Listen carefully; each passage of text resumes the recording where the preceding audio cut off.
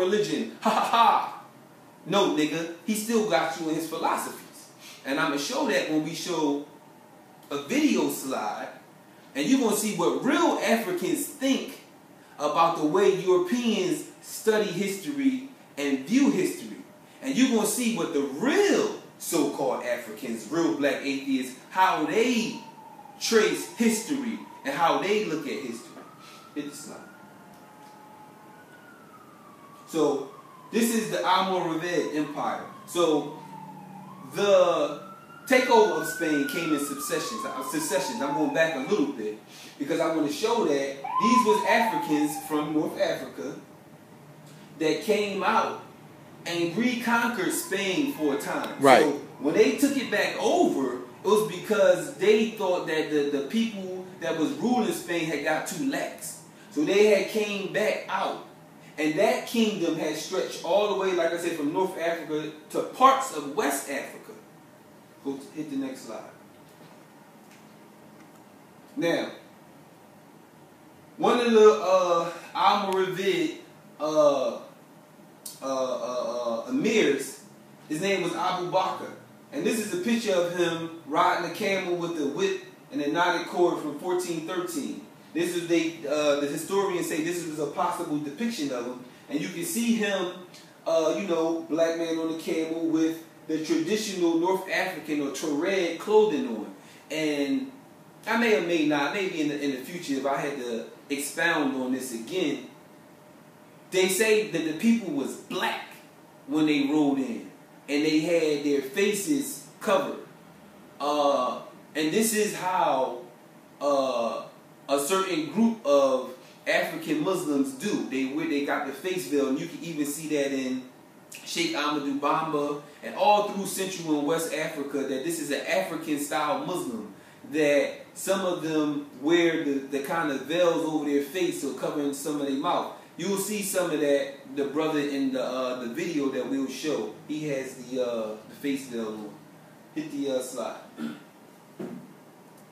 Now, then you had the Almohads that came after the Almoravids. They came and they reconquered that same portion, like I said, that the Muslims had over control, and took over this portion of North Africa all the way down to the tip of Western Africa. Right. Hit the next slide.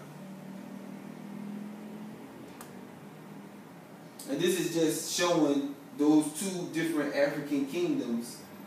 And see, this is important because see, you got to understand who was in control of the Muslim empires, right. And it was fractured before it fell. Right. You see, because when you understand that, then you understand why the West African slave trade happened. See, yeah. This thing was a beef that was going on. Right.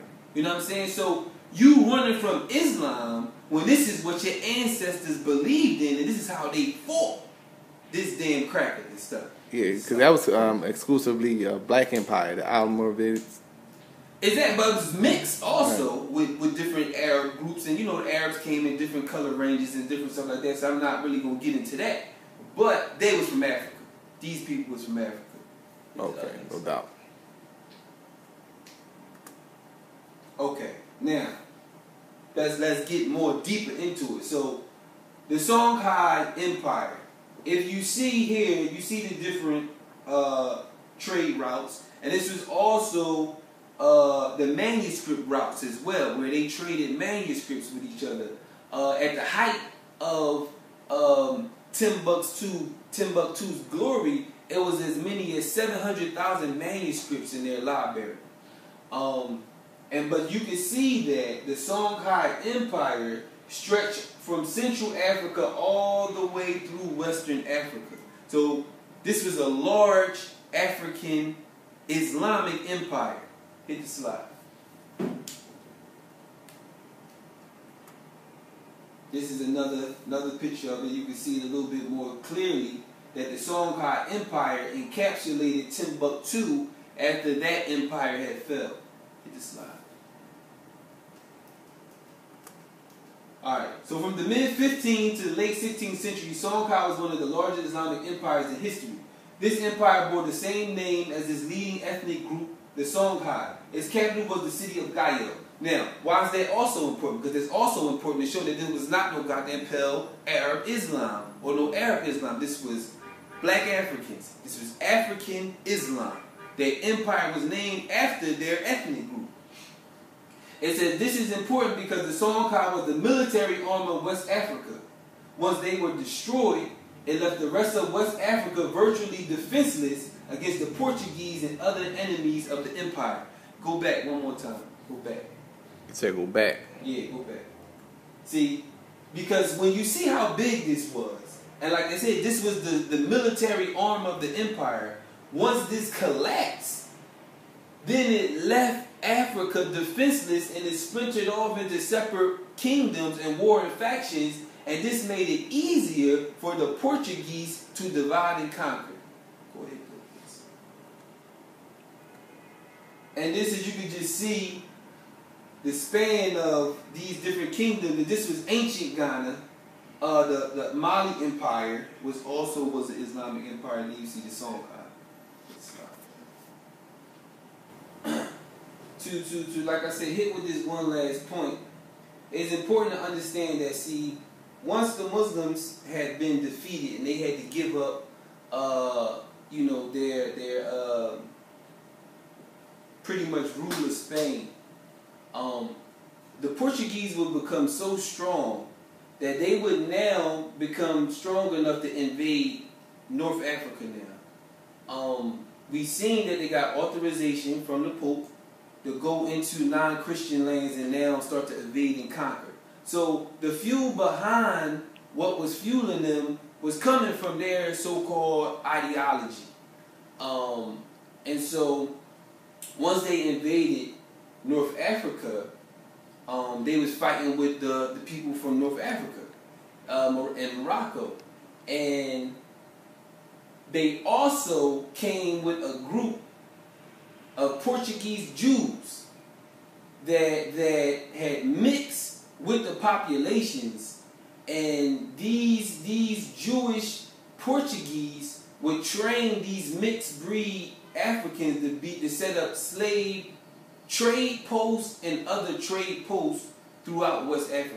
Now, it says in this article by Tinga Muhammad, it says, arriving on the Cape Verde Islands, about 350 miles off the coast of Senegal, Jewish slave merchants from Portugal in the mid-1400s sought to insert themselves into Africa's commerce and trade. Just as the messenger described, talking about Elijah Muhammad, they kidnapped and raped African women, and the mixed race offspring called Lancados, which we're going to look at, were raised on the island as European Jews, practicing Judaism and respecting Jewish authority. These Lancados then were sent into the African mainland to set up an international trading post and to find fabrics being produced by the Africans. But soon they turned on their hosts and began trading in black human beings. The Lancados literally were trained by the Jewish fathers to be slave traders, trained in the Jewish family business of slave dealing. Hit the next slide.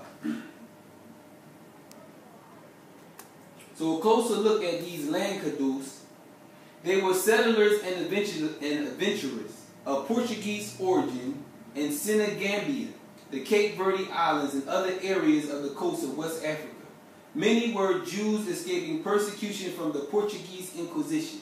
To gain protection and advantageous trading ties, the Lancados took African wives from the local ruling families. They established clandestine trading networks. So they was escaping persecution from the Portuguese. When the Portuguese was kicking the goddamn Muslims out, then they started kicking the Jews out, they were kicking everybody out that wasn't Christian or that didn't convert.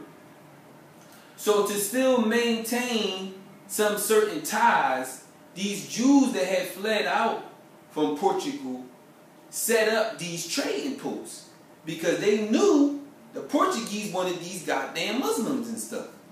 So they helped set, and any other non-Christian people.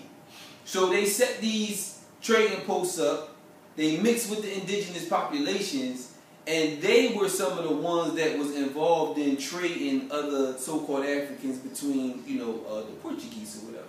So, long story short, The whole reason why the transatlantic slave trade even happened was because of the decline of the West African Islamic empires.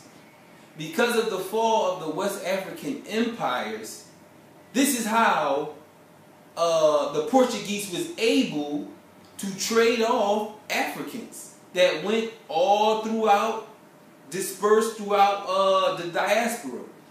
And so now us, the descendants of these people that's in North America, we're coming back to Islam now. We're coming back to this history. We're finding out what happened.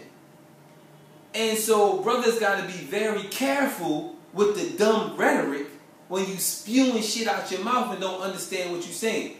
Is there an ugly